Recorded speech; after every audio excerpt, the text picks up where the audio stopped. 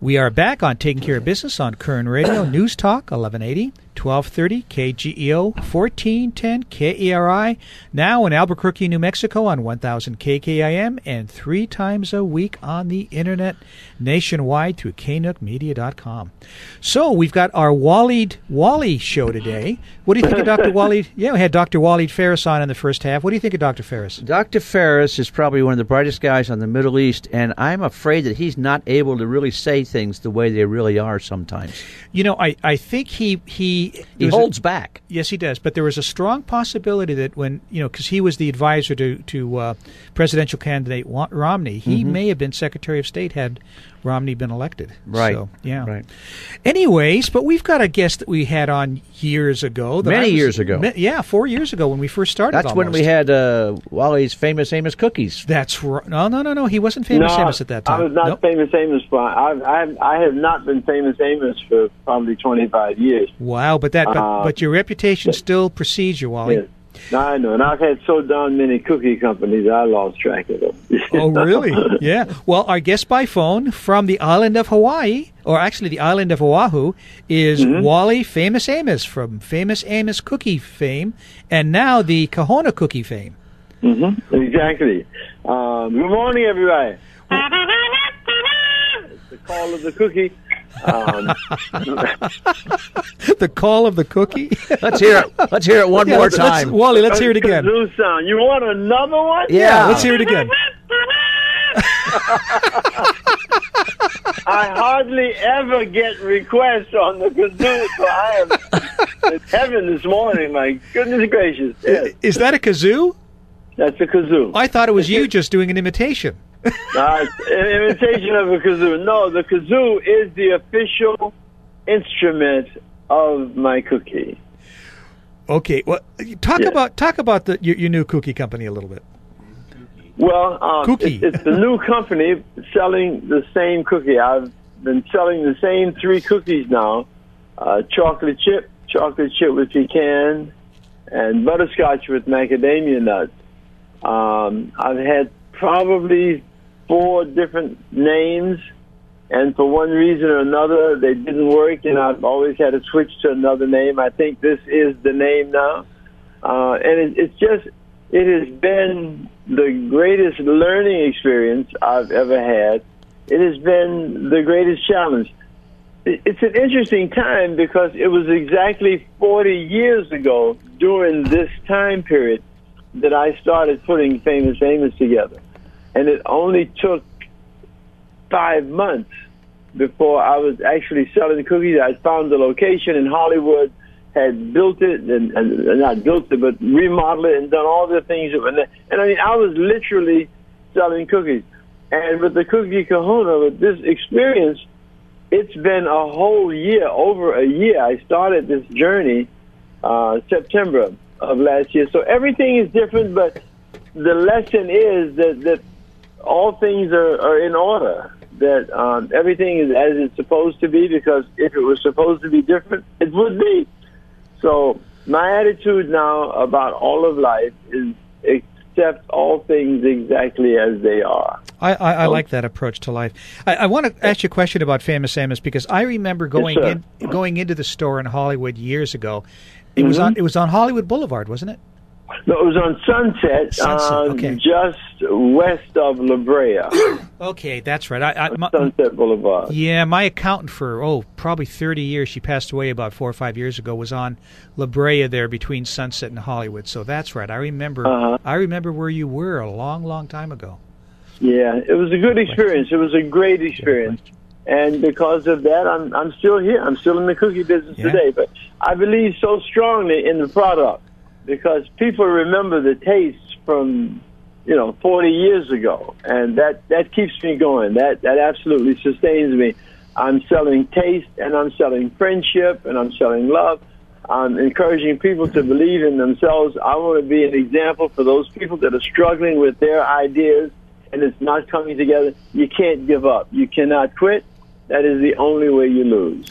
You know, Wally, I think I can understand why you would go from Hollywood to Hawaii, but why don't you tell us and our listeners why you went from Hollywood to Hawaii? Well, I went because there was another opportunity. I was stationed in Hawaii in 1954 to 1957. I was in the Air Force, and I always loved Hawaii. I was going to get discharged here, and 6 months before getting discharged, I was transferred back to Travis Air Force Base up in Northern California. But Hawaii never got out of my system. I came back 20 years later in 1977 to sell Famous Amos cookies at a local retailer. And after 4 days, I remembered how much I loved it, and that I always wanted to live here. And I decided that I would move here. And I did, and I've had no regrets. It's just been a wonderful experience. This is where I was meant to be. This is where I want to be. I can't imagine living anyplace else. It's a very spiritually based environment. The people are friendly, and it's just a comfortable place for me to live. We are having a conversation with Famous Amos, Wally Amos of Famous Amos Cookie fame and Kahuna Cookie fame. So, Wally, how are you marketing your new cookies? Online. It's going to be exclusively an online product, and I'll build it up online and then see where it goes from there. There are no facts on the future. So we plan, and we're good at planning, and it is necessary to plan also. But it is not the end of it. It is not definite. You can't promise, you can't guarantee from a plan. It's just one way of doing things. So my plan right now is I just met yesterday with my social media person, and we're going to sell cookies online. I should probably tell people right now, everybody's probably sitting at home with their pens and paper and say, well, how do I get these cookies? Because you're talking about them, and I want them. I've had them before. I never had them. Go to the Cookie Kahuna.com. The Cookie Kahuna. Kahuna is spelled Kahuna. The Cookie Kahuna.com. It's an easy site to navigate, and you'll notice my picture there because it's my company. I created this company with the help of a lot of people, and I'm very proud of it. But this is my original handmade cookie that I launched almost 40 years ago, 1975, at 7181 Sunset Boulevard. Wow, that's crazy. I remember that so well. Wally, you're a very, very positive guy, and I love your approach. Tell us a little bit, and it's funny, I've never asked you this before, but I appreciate the fact that you said it's part of the whole, and you're okay talking about it. The Famous Amos Cookie Company, you lost that company in a struggle of some kind? What happened?